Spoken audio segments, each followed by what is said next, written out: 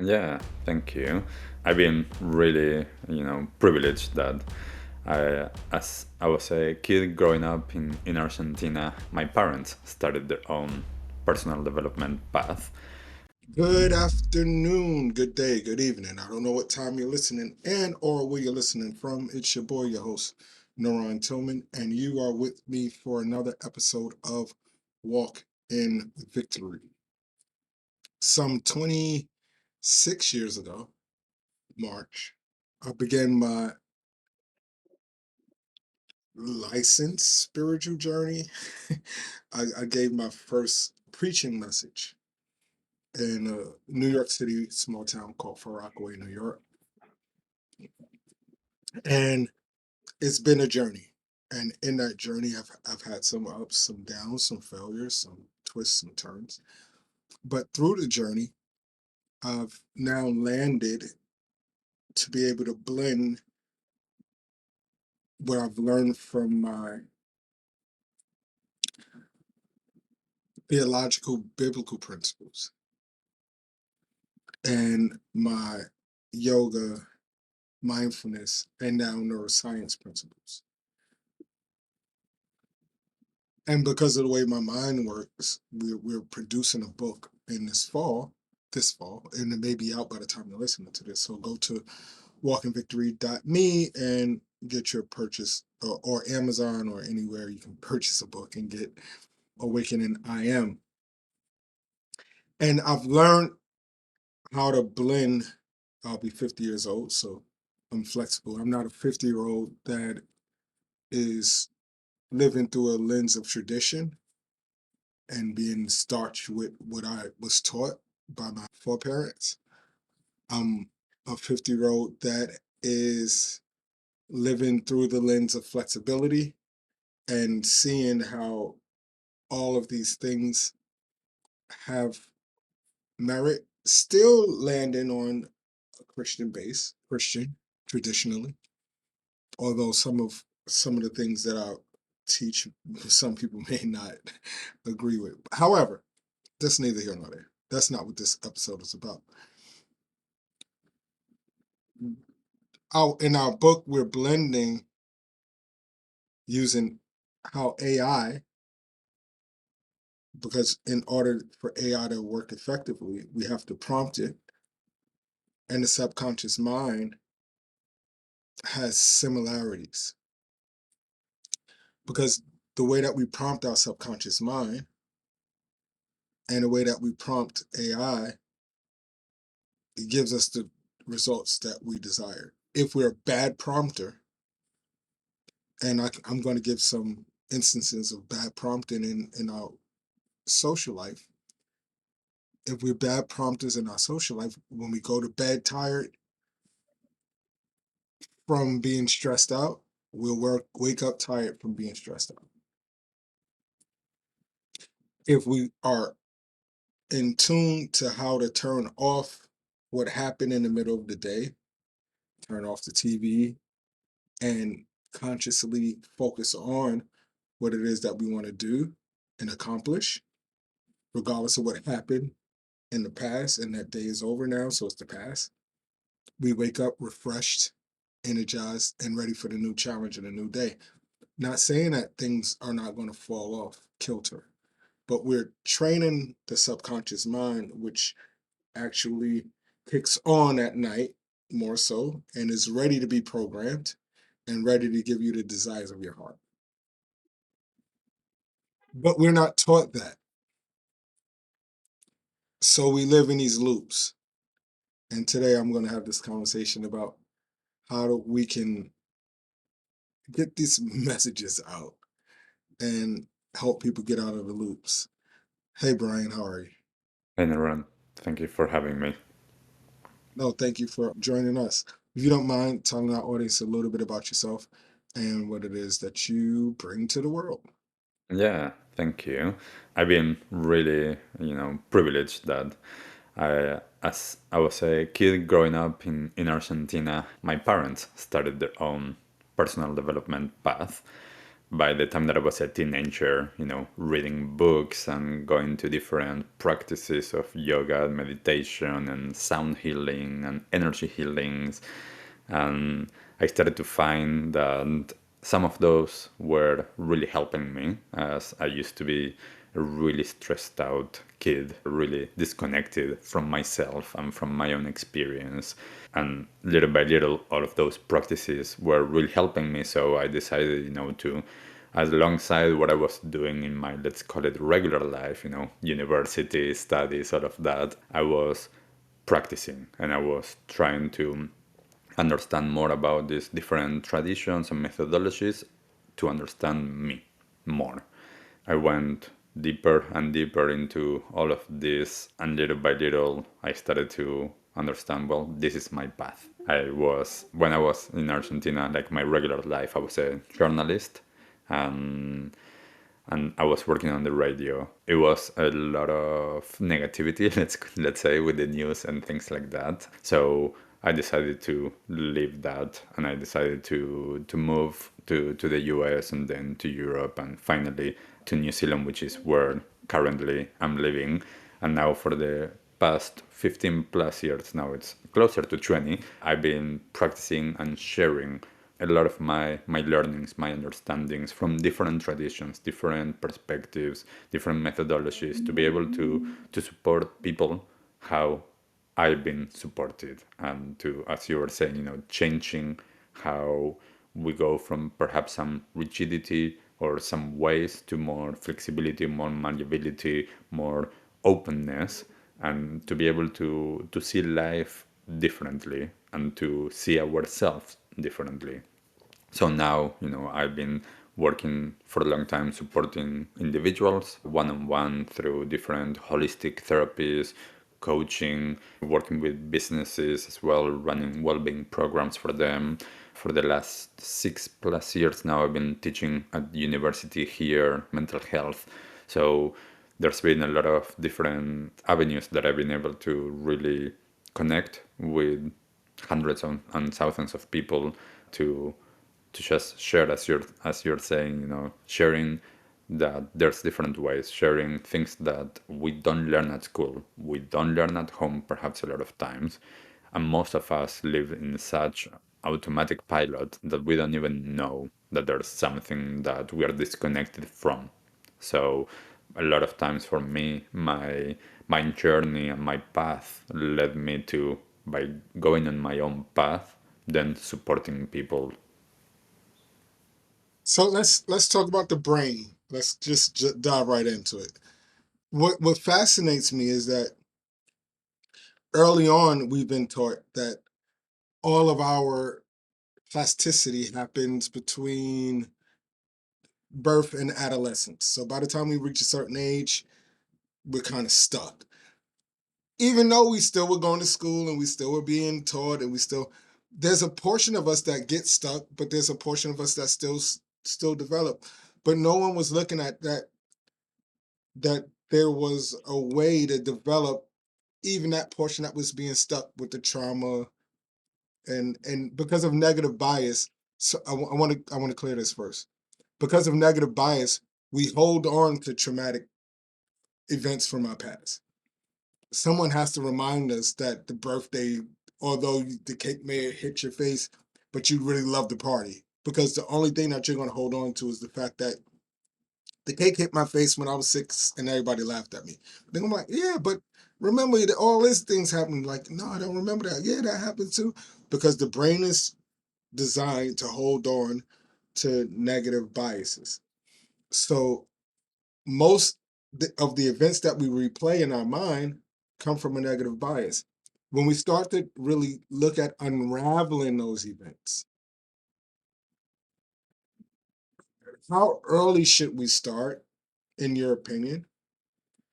And how excited are you that science is now seeing that there is still plasticity in the brain to help us to really be able to move from a trauma based mindset to one of freedom?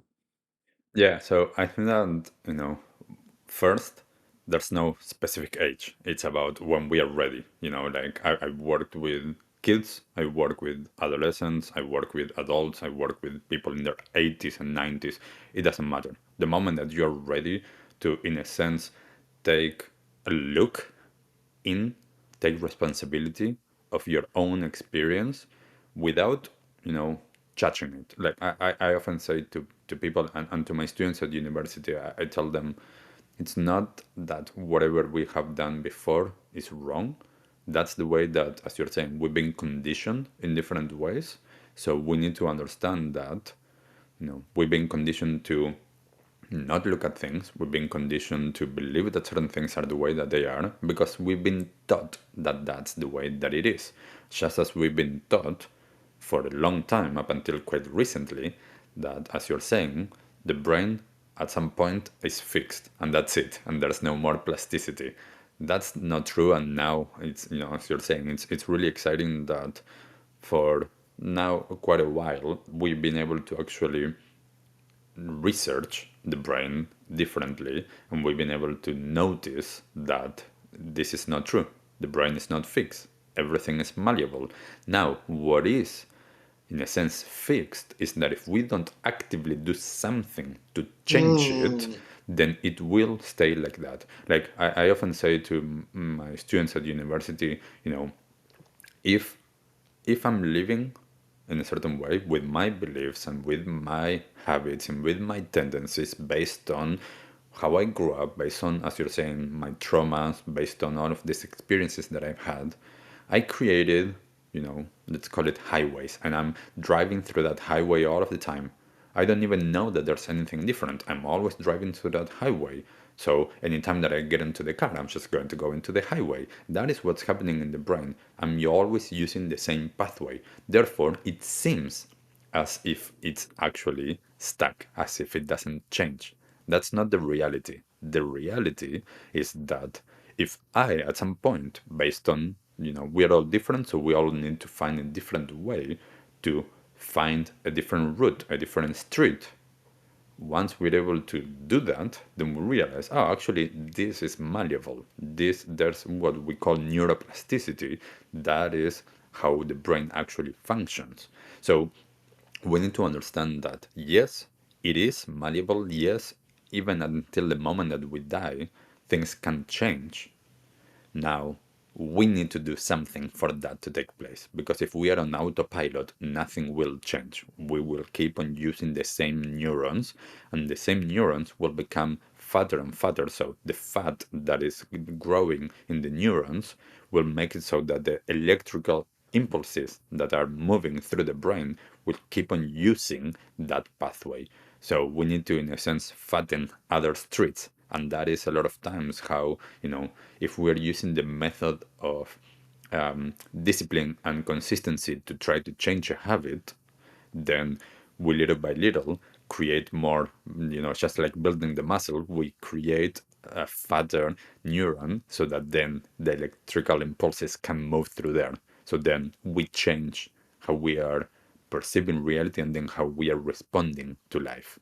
And one of the biggest things that I tell to a lot of my students and to people that I work with is when we are living in autopilot, and again, it doesn't matter why, this is how our body protects us. When we are living in autopilot, we are always reacting to life. And what I'm inviting people to do is to start to respond to life. It's a very different thing. One is coming from an autopilot and the other one is coming from choice. But to get there, we need to become much more present and much more aware. So, and to me, that's why I started with my whole premise of me growing up in ministry, Pentecostal church at that. There was a set of things that if I held on to, that I wouldn't be able to have this conversation. It would be combative. It would be, yeah, but from a different kind of worldview. And most people don't really realize how their worldview is affecting the way that they're responding to the world, because they think that they're all of our heroes were heroes, but all of our heroes were flawed, right? But it doesn't change the fact that they impacted us, and it doesn't mean that they impacted us negatively. They impacted us from where they are right now. And we're saying that there's emergence of science and spirituality that cannot be denied. Mm. If you heard me say that, how would you respond to me from the lens where you sit in your worldview? Well, I think that there's something that it doesn't matter what's the worldview. What matters is if we are open, as you're saying.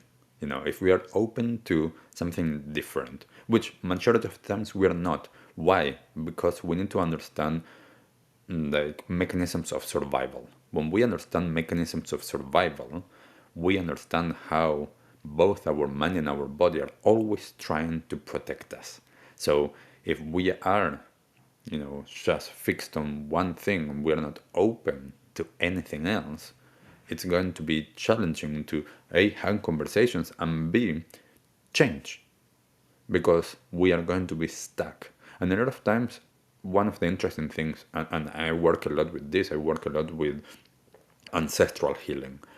All of the beliefs, all of the trauma that come from our people before us, and how our system has created so many mechanisms of survival. Therefore, we create so many beliefs. And when we have those beliefs and they are stuck in that way, we are going to be, in a sense, combative towards others. Because, like if you are telling me something different than what all of my family and all of my culture has believed for such a long time, you are in the wrong. So, therefore, I need to protect us by perhaps attacking you instead of being open to realize, oh, perhaps NaRon has something interesting to say here, and not just being closed off to that.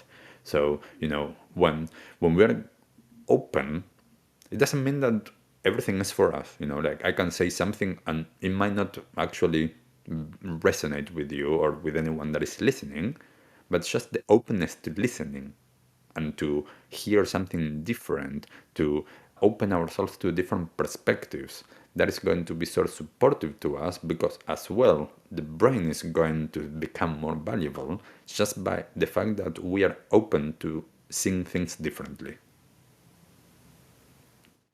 So you grew up in an environment where these conversations were healthy, and you had access to these conversations. When I was a teenager, they started. Yes, when I was a kid, Yeah. no. And so one would say, well, Brian, you had access to this stuff. You don't have to overcome. So my first instance was anger, because I'm like, well, why no one exposed me to these other modalities? And then I went against what I learned. Then I began, as I got older, to appreciate where I came from, because it opened me up to a valuable standpoint, and I can really say that without that training, I wouldn't be where I am. How do and I know my process of overcoming even my fear first, then my anger towards them not having enough accessible tools, then my where I am now, where I believe to be more flexible. Doesn't mean that you don't believe in what you believe in. You can believe in what you believe in and still be flexible. But it doesn't make you not dogmatic, because some people want to hold on to their dogmas. How do you, as the professor, explain it to the world? Well, the first thing, a lot of times, I acknowledge my privilege in being able to actually get access to this when I was so young. That's the first thing. The second thing, as you're saying, like if someone is angry because they are seeing like, oh my God, I wish that I would have had this. One is what you mentioned is about understanding we're all unique, we're all individual, and we need to honor our own life path up until this moment, to honor those that came before us as well, whatever it is that has been our experience with our parents, our families, our culture. We need to honor that, because all of that is something that is behind us, or we are carrying that. And the other thing is about acknowledging, okay, I feel angry. not trying to repress it. One of the things that I say a lot of times is, repressing doesn't support us. Acknowledging that there's anger, perhaps not acting it out. There's a difference between acknowledging that there's anger and processing the anger, and that is not the same as acting it out, because then perhaps that is attacking the other person. So, being able to acknowledge those things are important, and then being able to recognize that, in a sense, our life path is, in a sense, what makes us unique, what makes us be who we are, and what makes others resonate with us and what we share. A lot of people are going to resonate much more with you than with me, even if we're saying the same words, because there's an energetic component, there's kind of essence that we're bringing that is different. Not only an essence that I believe that we're bringing just as we are born and unique, also our life path shows us something and shows others something that is going to be unique. So being able to appreciate our path, being able to realize that there's power in our learning experience, and not trying to disregard it and not trying to compare with anybody else. As you were saying before with the heroes, when we look at other people, we see what we want to see. We don't see the full picture. We are comparing Mm. ourselves with perhaps one aspect of them. Like perhaps we see someone and we might see, oh, there's this person has a lot of money or is really successful in business, or like they have a beautiful family. Well, we don't know the extent of their entire experience. So as we learn to stand in our own power and to realize this is my life. Now, if I want something different, I need to change something, but I cannot change the past. I can change how I relate to the past, and I can change how I move forward. So the past is already gone in a sense, yet we are carrying it.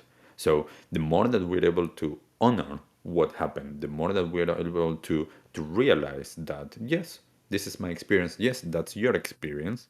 Now, what do I choose to do with this from this moment forward? And the more that we acknowledge all things, the easier it is to move forward. So you're helping a new cohort of individuals, whether it's through university or one-on-one practice. And we're living in a age right now where there's so many misnomers about AI, or maybe truths and untruths about AI. We're living through a few wars, and people have more questions than answers. When they come to you, and I'm using the word rabbi as teacher, and they say, Rabbi, tell us, can you help us to navigate through this paradigm of fear? What are two or three of the things that you are training your students in? The first is acknowledging that we have fear. Fear is Oh, fear is normal. You know, we, again, anytime that we understand survival, we are going to understand fear.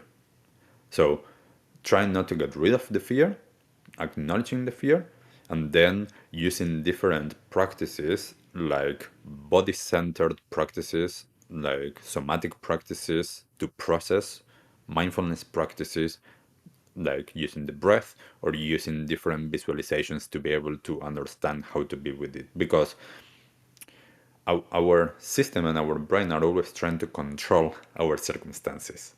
And as you're saying, there's so much going on in the world, and we have a tendency to focus on that negativity. There's the density, that what we call negativity, I call it from an energetic lens, I call it density. That which is dense, just like a magnet, that's going to call for us, that's going to attract us. So we have a tendency to look at everything that is negative or bad in the world, as you're saying. There's wars, there's like hunger, there's people dying. Yes, that is true.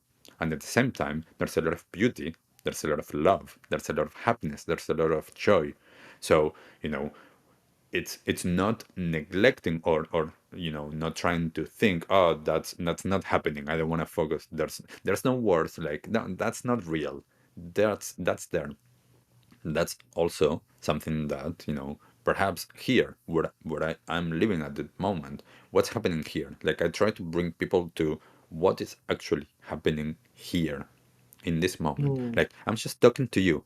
The only thing that is happening now in my world is I'm sitting in this room and I'm talking to you.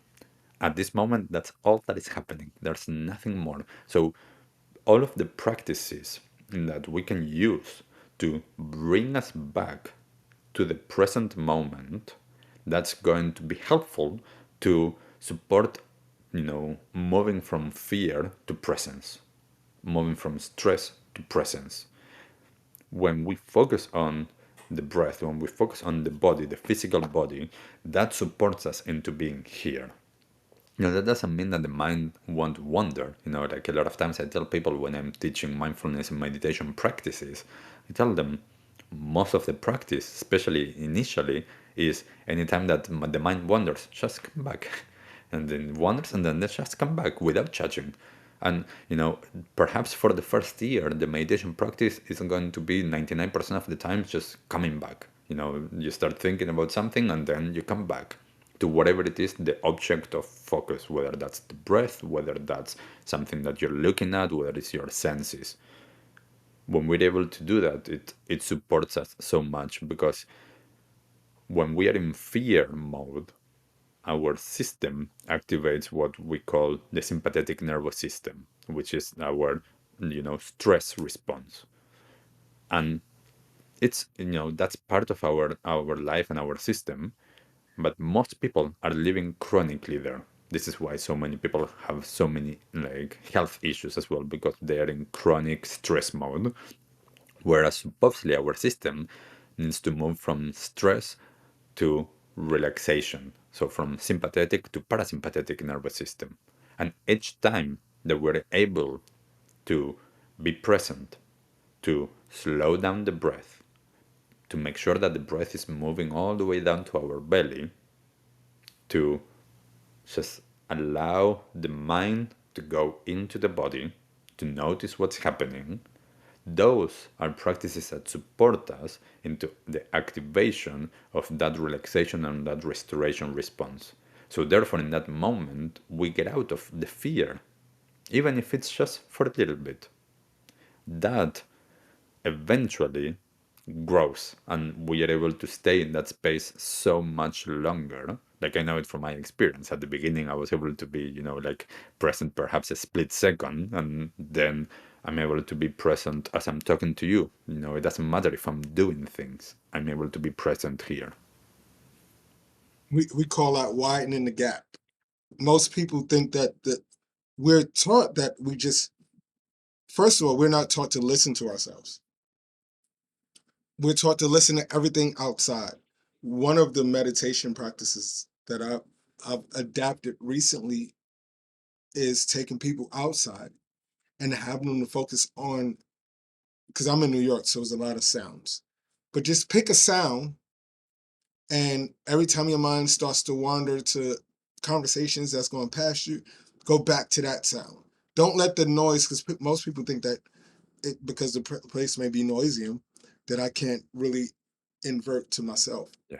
But if I go ahead, go remember. ahead. No, I remember once I was doing my practice. I used to live. I lived for a while in New York, and then I moved to California. Okay.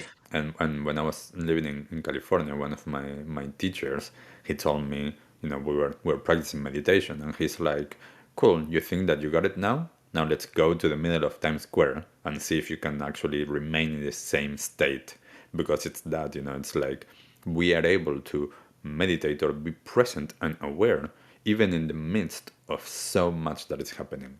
And one of the things that really supported me with that was the understanding that noise doesn't exist. Noise is how I am interpreting sound. Interpreting sound. Yeah. So, like I'm interpreting that as a negative, and like I have aversion to that sound. So, can I allow that? Can I focus? Can I focus on what's happening within me as I'm listening to that sound? Yeah, and it's true, and this is how you can measure this if you are it well. If you're still here listening, then you are listening. But this is how you can measure that theory is if you go to a club and you hear a live band that plays really, really well, right? All they're doing is they're taking their sound and they're segmenting the sound over no sound. But the no sound is there first. You're interpreting how they're using the lack of sound to segment their music. In the same instance, you can have a band that go on before them and they have the same blank canvas, but they can't use the lack of sound and place their instrumentation on top of that sound. So you get this feeling inside. Nothing changed. The instruments stayed the same. The number piece of band stays the same. The environment stays the same. But your response to what's coming out of non-sound Mm. and your interpretation of how it made you feel differs. Yeah. And like And what? there's Go something ahead. about sound that is really important, that is about understanding energy and vibration and waves and frequency, because that is Yeah, so important as well. I start my day with a sound wave meditation. I do sound waves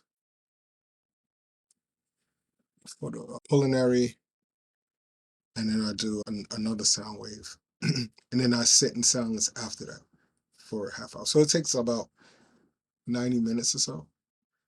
But I find that like once I get that in my system, now here's the thing too, and I will end on this. There will be seasons in your life where you get away from your practice, whether you are traditional Christian, traditional Buddhist, or whatever. There'll be, but the tools are always going to be accessible to you. Can you talk about that? Because sometimes people get caught up in the guilt trip of, oh my God, I didn't pray today. Oh my God, I didn't fast. And they get more now that monkey mind is running, and that hamster wheel is going, and they're divergent back into, they feel like they upset the universe or God or whatever they call it, and they can't find their way back. Let's end on that note because someone needs to understand that their practices are always there. Yeah. One of the biggest things with that is understanding and honoring our circumstances. Circumstances change. I was actually talking the other day with my parents. They had someone like visiting them and stay with them for a few days, so their routine changed. And they now left, and then now they go back to their practice. It doesn't matter that for a few days they didn't do it. When we're able to honor our circumstances, when we're able to honor that, you know, the practice, it's not about, as you were saying earlier, it's not about dogma. Nothing happens if I don't practice one day. Now, yes, that might support the automatic pilot, that might support like my old tendencies. Yes, we need to honor that. We need to honor the fact that there's a reason why we didn't do it. Now, I can choose to dwell on that and judge myself, or I can choose to go back to the practice, which I already know it. And even if it's not the same quality of practice initially, that's okay. It's about creating the time and the space for however I want to do it. Like as you're saying, whatever tradition, whatever methodology I use, whatever I do, it's just about going back. Because if not only I didn't do it, I'm adding a layer of guilt and judgment that is not going to help anyone. So, you know, understanding why am I doing that? Why am I judging myself for something that A, I cannot change, B, it was for some reason that I didn't do it.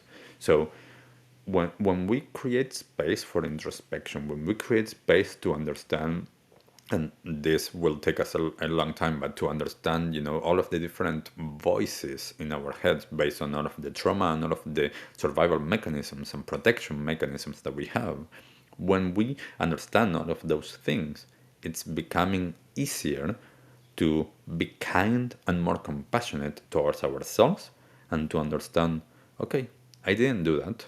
What do I choose to do today? How do I choose to see that happened? And how do I either learn from that to prevent that from happening in the future, or learn from that so that I don't touch it when it happens again? Like I went through years of having, like a practice that lasted a set amount of time, and then I was trying to keep that happening, and then like I'm traveling and visiting my family, or I'm traveling to go like somewhere for work, and therefore my entire day like is different, so I couldn't maintain that practice.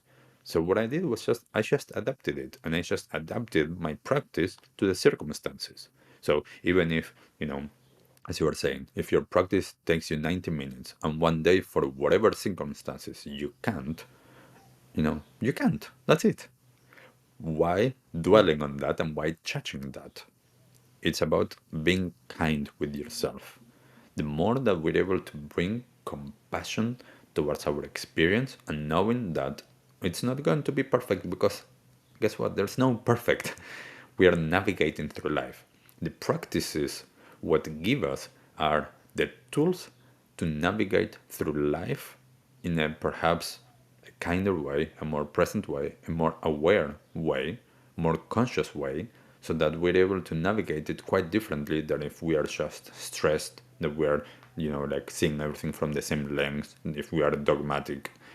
When we are able to be open, we're going to be able to explore life so much different. And for me, that compassion is such an important part of being able to understand, okay, I did that, and that was my experience. Now what do I choose to do now? And it's the same as you were saying, we were talking earlier about when is the right time to start our path. Well, it's about that. It's about bringing compassion. Well, I haven't done that before.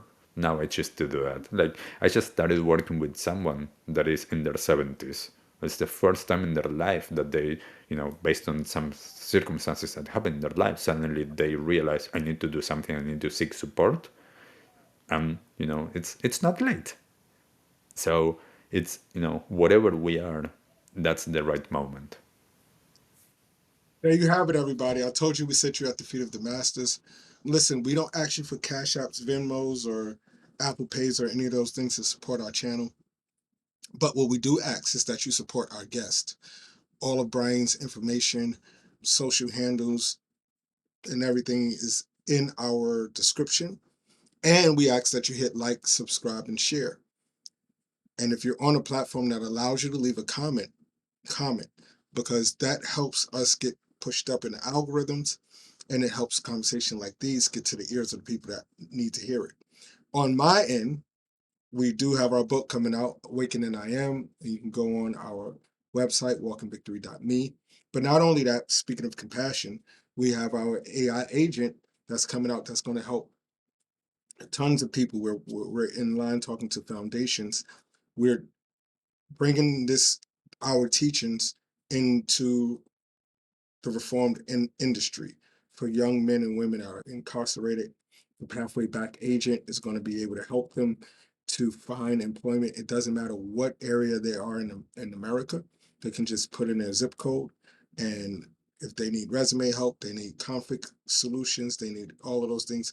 We have an agent that really, really understands them, and not only that, the agent grows with them. This is different than just going on ChatGPT or going on Claude, or this is an agent that's specific to that conversation, that understands the context of what it is that we're looking to provide. And we're super excited about it. We don't just have one for those that are formerly incarcerated, we have ones for veterans and for those who have been unemployed for years and now is going to be forced to go back into employment, and you're just afraid. You don't know how to go about it. We are using technology to bring mindfulness to the world. So we want you to support us, follow and don't walk making excuses. Don't walk with your head down. Walk in victory. Enjoy the rest of your day. Peace.